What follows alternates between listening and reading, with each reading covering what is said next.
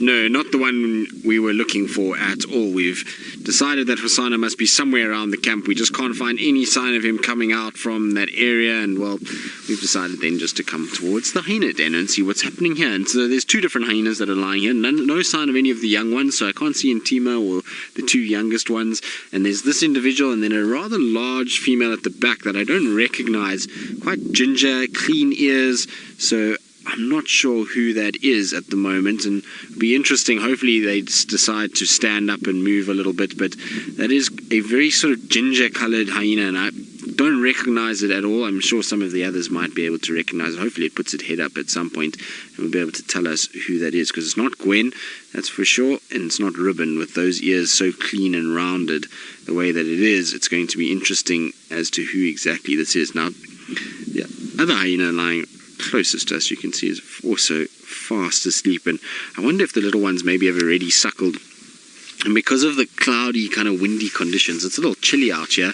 I wonder if that means that maybe, just maybe, they've gone in and had a sleep now after suckling. Now the other one has got her head up at the moment. Oh no, now it's flopped back down, sorry Vildi. So I was hoping with the head up maybe we could get some sort of an idea as to who exactly that is. But I'm interested to know, because at the end of the day, we know that Ribbon and Gwen are both lower ranking females, and that this den site itself, we haven't seen any of the high ranking individuals here, and in fact we actually haven't seen much of the high ranking individuals over the last little bit. So Madam and Pretty and the likes haven't really kind of been spending much time this side, and it's interesting if they are here today, whether they might start coming in and actually taking over a little bit more, and maybe we'll start to see them also having young ones somewhere on WildEarthTV as well. I still maintain that they must have a den site to the south of us on Hofmans or Little Gowrie. River Bend, yes, hyenas have been known to kill people from time to time. Generally not adults. It's only if potentially people have left their tents open and are sleeping or camping in areas like this that people have been, or adults have been killed. But kids, most certainly. It does happen more than we'd actually probably like to know.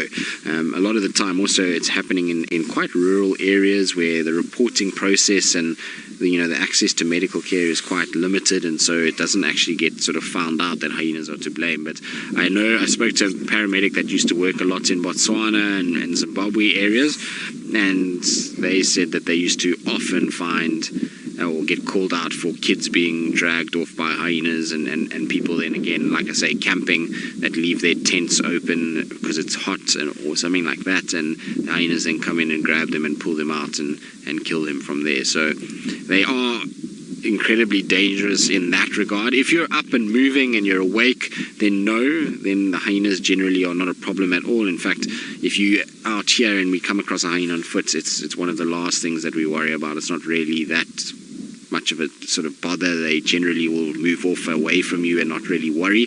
It's only if you, like I say, are incapacitated in some way, so either you're sleeping or you're injured or something like that, then you're going to have a bit of a problem. There actually has been a death of a person here in the Sabi Sands by a hyena as well. There was a ranger that was killed in early 2000s by a hyena in his room. Again, same story. He fell asleep and left his door open, and the hyena bit him on the throat and killed him. So they can be very dangerous if, like I say, you're incapacitated. If you're awake and you're conscious and you're moving around, then no, you don't have too much to worry about. But it seems as though with this lot we wouldn't have too much to worry about anyway, because they're all sleepy. There's really not much going on at all. They kind of eyes are open every now and then as they sort of watch around, and every now and then we see them putting their noses up to the breeze, but for the most part everybody's pretty tired and sleepy. I would imagine good weather for that. It's a morning of bed weather, that's for sure. I was hoping that we might see one of them sort of get up and meander towards the actual entrance to the den and call the little ones out, because I haven't seen the two little rascals for a week or so, and it would be nice to catch up with them again. They're growing so much by the day at the moment and seem to be developing quite a personality as well. But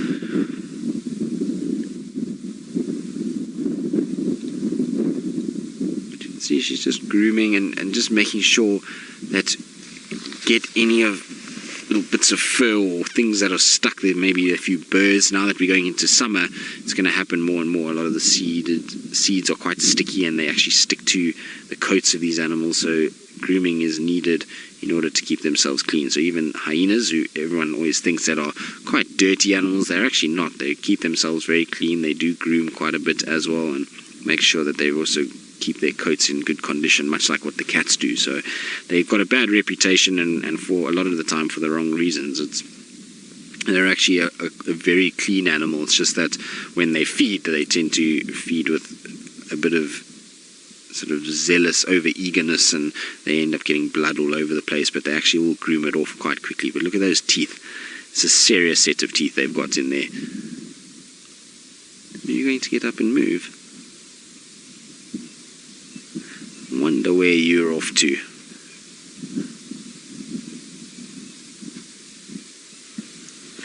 Romit, you're wondering what is the size of territories for hyenas. Well, it depends. It's much like the size of territories for most of our predators. It depends on the amount of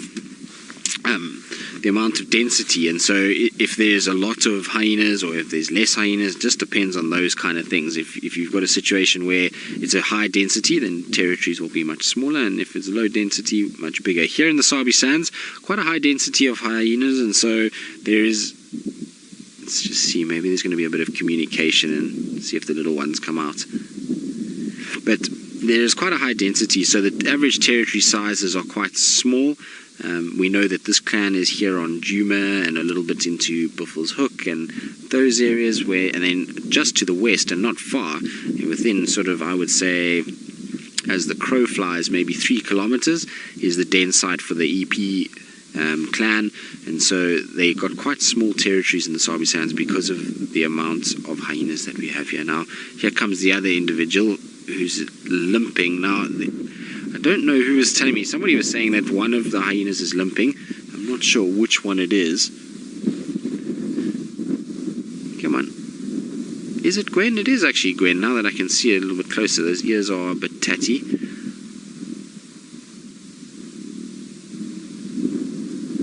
Now, you can see her neck is also a bit tatty too. So, listen to this.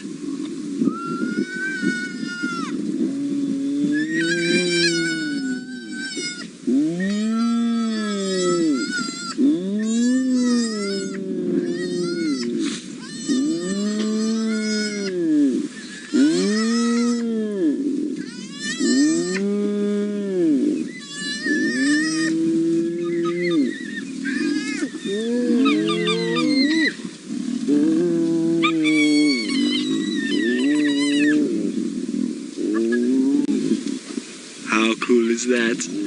So that's just a little greeting procedure between them. They're all just greeting each other, making sure that they all know who is who. You can see Ntima came running out. She's now getting involved and sniffing around as well. So she's heard mom is here, and that's why she's coming out. You can see she's going towards mom's teats to try and see if she can suckle. So really interesting behavior and such cool sounds that hyenas make. Now I can see one of the other little ones is now poking its head out of the hole as well. There they come. Hey guys, morning. So they're also coming out just to check what's all this commotion, who's making all this noise, and what is actually going on. So how cool was that?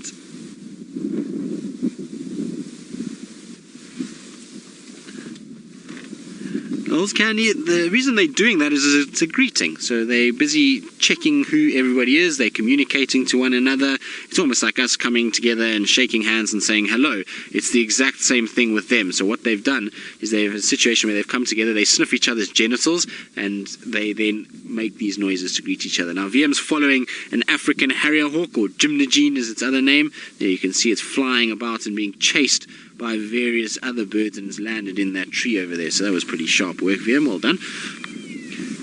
And still a little bit of communication going on, still a little bit of sniffing around. You can see tails are raised in the air, so they're just all greeting one another. They see Intimas going and sniffing around. Well, actually, sorry, it's one of the younger ones that's sniffing around there. And they're all just kind of communicating, and this is their social way of greeting. So there's lots of little rubs up on the faces, and Look at that. How cute is this?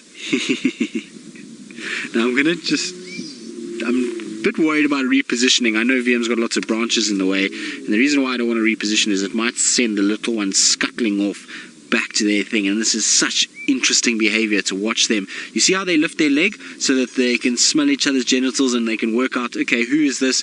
I know, okay, that's my mom, or it's another member of the clan that I know very well. And how interesting just to watch how this all goes. You can see the little ones are trying to suckle from Gwen. They're trying to get milk. They want milk.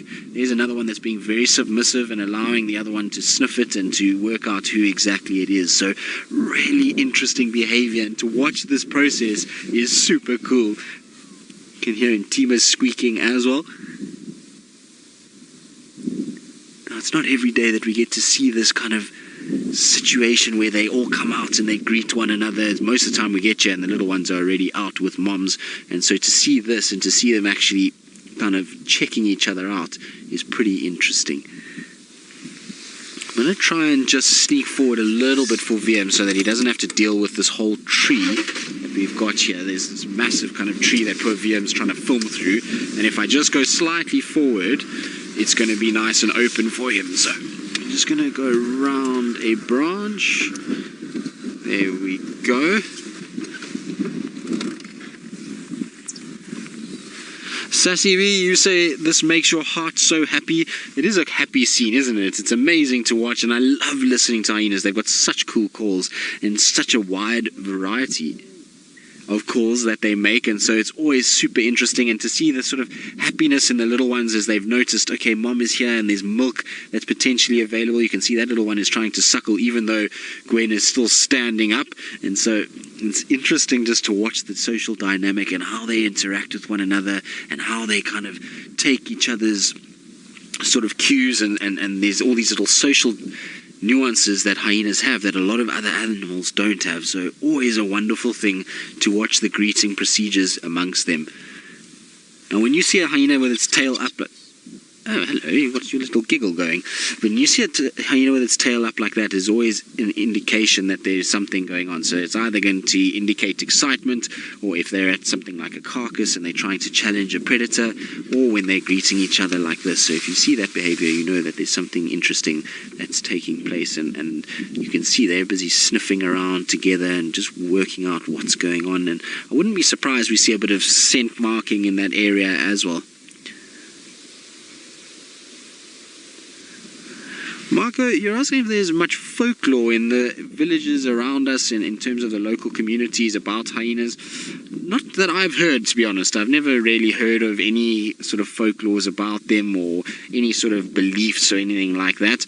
I mean, I'll ask Kirby and Rex and see, maybe they've got some information for me, but I honestly have never really, none of my trackers have ever told me anything about hyenas that is particularly sort of cultural or any sort of folklore that is believed about them. So, you know, they obviously, when you spend a lot of time with trackers and you generally spend sort of 7 hours a day with them, you typically hear little things about things, and particularly hyenas, because we spent a lot of time with hyenas over the years, and that means that it's normally a situation where your tracker will pipe up with something at some point, because trackers generally, a lot of them have a good sense of humor, as do Rex and Herbie, and they generally kind of let out some sort of bit of information at some point, and I've never heard anything really. So, not that I know of, it's not to say there isn't. There might be certain cultures that do believe things about hyenas, maybe up in Kenya, the Maasai have something, or some of the tribes in South Africa even might believe things about hyenas, but certainly not that I've heard from the Shangaan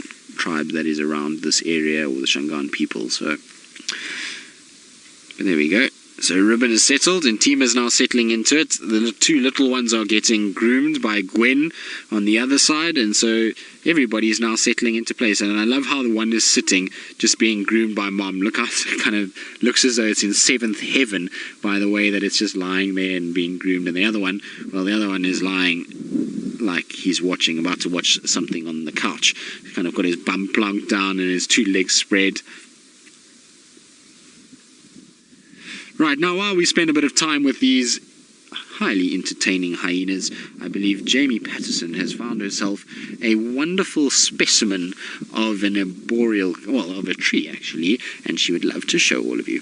Positioning slightly, there's just one of the little ones you can see is trying to come a little bit closer. Sorry about the gremlins that Jamie's got at the moment. She seems to have a few little breakups in picture, but I'm sure they'll be sorted out come this afternoon. But look at this little one. It's just investigating us. Who are we and what are we doing? And they're starting to suckle a little bit, so I want to try and just move a little bit back for VM because that branch is right in his way. So I'm just going to try and go back a little bit. The little ones might move slightly, but they'll be okay once we get into a situation where we're out of the way of the tree. There we go. Now you can see they'll relax quite quickly and start feeding again. But how cute are they, especially the one on the left that's almost sitting to attention at the moment and is posing as well as it can.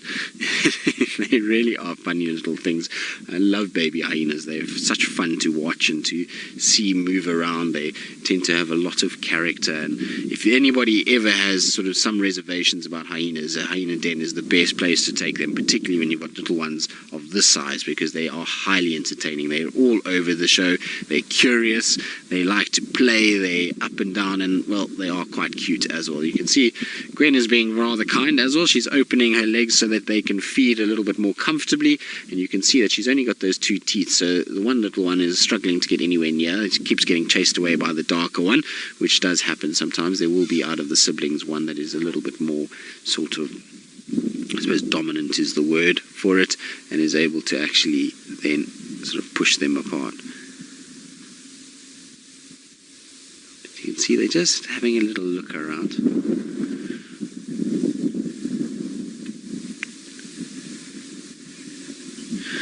Cute chemistry. That hyena is just dark. It is not covered in mud. When they are born, they are covered, or they are dark black brown color, and then as they start to get older, so the little spots start to develop, and you get a situation where these little ones will be able to sort of show those spots and where they get their name from. So it is still dark, and it is because it is still a young hyena. As it gets older, it will start to get more spots, and the spots will eventually start to fade like the mother. If you look at the mother, her spots are almost like a light brown color, whereas the individual on the right you can see has got a more dark black spotted coat than what the mother does.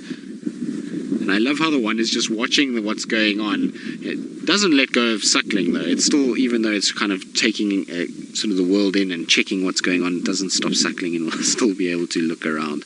But how cute is that in terms of a little family portrait photo?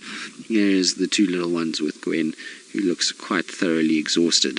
The other interesting thing is that these hyenas definitely didn't get a meal last night. You can see they were both quite thin when they were standing up, so there is a lot more.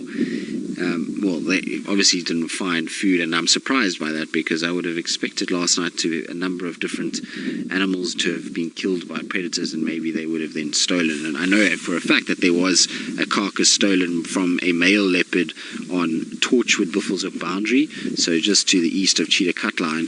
There was a big carcass stolen there because there was a drag mark with the leopard track, and that then got stolen by hyenas. So I wonder which hyenas were involved in that. Maybe some from Kruger Park, or maybe it was, like I say, Pretty or Madam, or one of them that stole from that side. How cute is that though? Look at this little one kind of rubbed up against mom. There's a much softer side of hyenas than what people often imagine them to be, and that's why I say, if there's any sort of preconceived notion, a hyena den is sometimes the best place to take people, just to show them that these are incredible animals that are highly social and highly intelligent animals. This Candy, you're wondering how deep a hyena den is. Well, I mean, obviously it depends on this termite mound that they've chosen, and it depends on the individuals, but I'd imagine it's fairly deep. I've never stuck my head down a den, to be honest, to measure the depth of how far it goes down, but as far as I understand with hyena dens, there's often multiple different layers that they have within their den. So there will be kind of slightly higher bunk areas where the little ones will sleep, and all kinds of other things like that. And so I would imagine, if I had to guess, in a den like the one that we're at the moment, I'd probably say it maybe goes down 2 or 3 meters maximum, but I would imagine about 1.5 meters is how far these little ones go inside. I don't think they'd go too much further than that. I think it's, you know, at the end of the day, more than adequate for these guys to survive. You can see there's definite little ranking that's going on between these ones. You've got the one that is the chocolate brown one that seems to be far more dominant over the one that's spotty and got a more tan coloured coat. You can see that one's trying to get into a teat but keeps getting shouted at by the other one, and now that they've kind of rolled, or Gwen has rolled a little bit better, it seems as though they both have access, and I think that will be that. Everybody will settle down into a proper feeding pattern.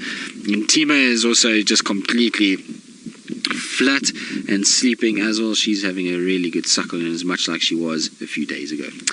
Now we're going to stay with our hyenas because there's very little else going on out here, and so we're going to enjoy the company of all of them, and they've been quite a treat so far. But I believe Scott has got some company of his own in the form of a stripy horse. Now, unfortunately, Scott seems to have the same problem that Jamie does, and the gremlins are attacking him as well. We're still with our little ones, and there's still lots of gamesmanship going on between them, and you're finding that the darker one is still bullying the lighter one quite a bit. So as they settle into feed, then that darker one gets jealous and chases the lighter one away, and so it's a bit of a kind of game at the moment, although it seems as though they've found a rhythm now and everybody is okay and it's going to settle a little bit better. This poor light one is having to feed around Gwen's leg because the dark one won't let it get any closer than that. Every time it tries to come around the leg, it gets chased away, and so at the moment is in a very precarious position trying to feed, and I can't be comfortable. Poor Gwen must be being pulled in all directions at the moment because its little face is not actually that long, and to get around the leg like that is going to be probably fairly uncomfortable for all involved. You can see Gwen is kind of looking around. Shame, my girl. It's not something she's not experienced before. At the end of the day, she is one of our older hyenas. She's about 12 years old, so she's experienced this more than enough times, and she's probably pretty used to these young ones and their dynamics and hooliganism that they display when they're at this age. It's quite funny. You can hear them almost talking to each other. They've gone quiet now, but every now and then you'll just hear some squeaks coming out of them as they reposition themselves.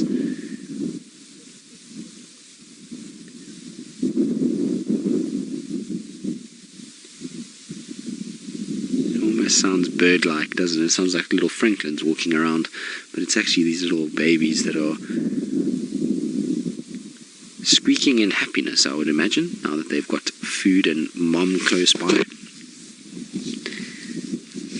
There we go. I think everybody's now settled comfortably and seems to be okay. I don't think there's... Well, let's see. Now the little one is kind of skirting its way around. It might cause that darker one just to get a little bit more upset with it and chase it off again.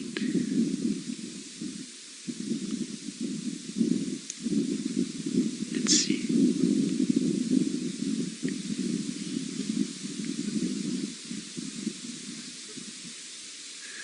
The little tail of the dark one, how up it is.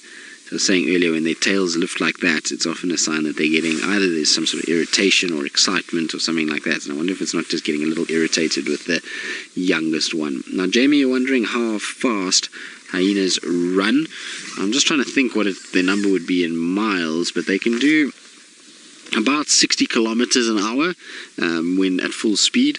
Obviously, they're not designed to run incredibly fast, so they're not designed to run like cheetah or lions or even leopard for that matter. They're more designed to run for longer distances and longer periods, and so their speed is not the highest, but they do have insane amounts of endurance. So it's a completely different body structure and the wrong body structure for speed. They built more like power lifters and endurance marathon athletes than they are built sort of 100-meter athletes. They're just sort of designed for big, strong shoulder areas and neck, and then the slope back that allows them to almost rock as they run, which is far more energy efficient than the straight-backed animal, and it allows them to cover a lot more distance. And so they don't need to rely on speed. As long as they've got some speed that allows them to kind of just keep up with those animals and keep visual sort of views of the animal as they hunt, then they're okay. So they don't need to be as fast as what you see with some of the others. But you see, look at how submissive this little one is already. And you see how the dark one chases it,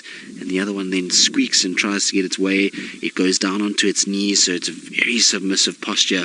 It's much like what we saw out of that steenbok yesterday, and what we've seen from our leopards sometimes when they approach bigger individuals. It's submissive, it's down, it's trying non-threatening as it tries to suckle. So that little one is obviously having a tough time of it. The darker one seems to be the bully out of the two of them, which often happens, is you often get one sibling that's slightly stronger than the other, and that causes shame, man. Don't be nasty to your sibling.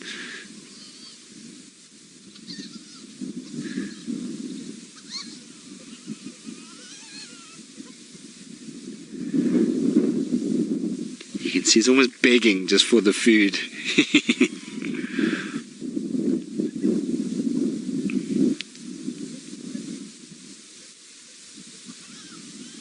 Just you're wondering, what is the older male's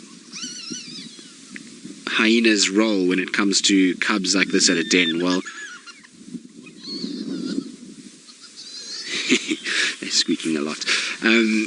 Well, basically, there's no role whatsoever. They don't do anything. The moms are in complete sort of control of what goes on. They're the ones that will look after these little ones. They're the ones that provide food, suckle, safety, make sure that they're in the dens. The males pretty much are lowest of the low when it comes to hyena clans. They really aren't too sort of important, and they don't do much other than just keeping rival males at bay and keeping them away from the females. They really, their function as a dad or as a father figure or as a protector of these cubs is almost null and void. They really aren't in any way associated with them, and in fact, actually, if a male comes now, these two females in all likelihood would chase a male away and keep the male at bay. They're not really welcome at the den sites. They will allow them at sort of carcasses and things like that, but in terms of the den sites, they're not really welcome at all.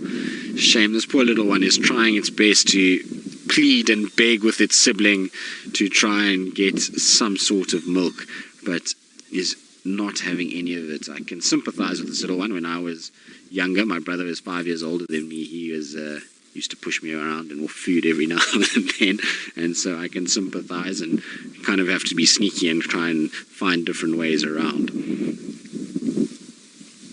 Super cool. It's amazing to watch these guys and the social dynamics, like I say, between them. You would think at that age, if it was leopard cubs or even lion cubs, they would be far more kind of polite to one another and far more sort of aware of each other, and as long as there's teats to feed on, they really wouldn't go after one another. Whereas you can see with hyenas, there's already this dominance going on even at that age. Now there goes a Bateleur eagle. So that is the 4th species of raptor we've seen since we've been at the den. It's just flying by in the wind and is going off, and the reason why we know it's a Bateleur is that short tail structure, sorry, and then those nice big broad wings and the black and white coloration as well. So our Bateleur eagle is slowly but surely departing the scene and moving away from us, and so while we sit and watch the Bateleur disappear and watch our little hyena youngsters compete for milk, I believe Jamie is still out and about and birding. We are indeed. We are going to spend it with our rather sleepy little hyenas that have made friends now. You can see the little one is tucked up with the darker one, and so we've got a situation where everybody is nice and restful and happy to be together. And I think it's that kind of weather that we're going to find our little cubs are going to probably sleep for the remainder of the day. Once they've suckled, I wouldn't be surprised they go back into their den for a little nap. Still been an absolutely wonderful morning with these guys. They've been such fun to spend time with. They really have been entertaining, and it's only recent in the last sort of 5 minutes that everything has really kind of calmed down and they've actually started to rest and take it far more easy. So it's been absolutely great to spend time with them. Now the little ones themselves, I think, have drank enough now. They've had a situation where they're completely kind of full, and you can see both of them are lying down, and now it's time to be friends again and bond, and there'll be a little bit of grooming, and they'll find that they'll rest on one another. And while mom is here, we're going to see a situation where they'll spend time just sleeping out and about. I'm sure it gets a bit claustrophobic in that little termite mound, and so they get shoved in it enough that I'm pretty sure they want to be out. Right, unfortunately, that's all we're going to have time for the rest of the morning. It's been a difficult morning in that our leopards have given us the slip, but still we've had a lot of fun, and I hope that you've all enjoyed it too, as Jamie went about her birding business. Brent was at the crossings, and well, Scott was also out and about as well, and well, he had the Hyena Den, so it was lots of little things for everybody this morning, and we'll hopefully have a good afternoon, and we'll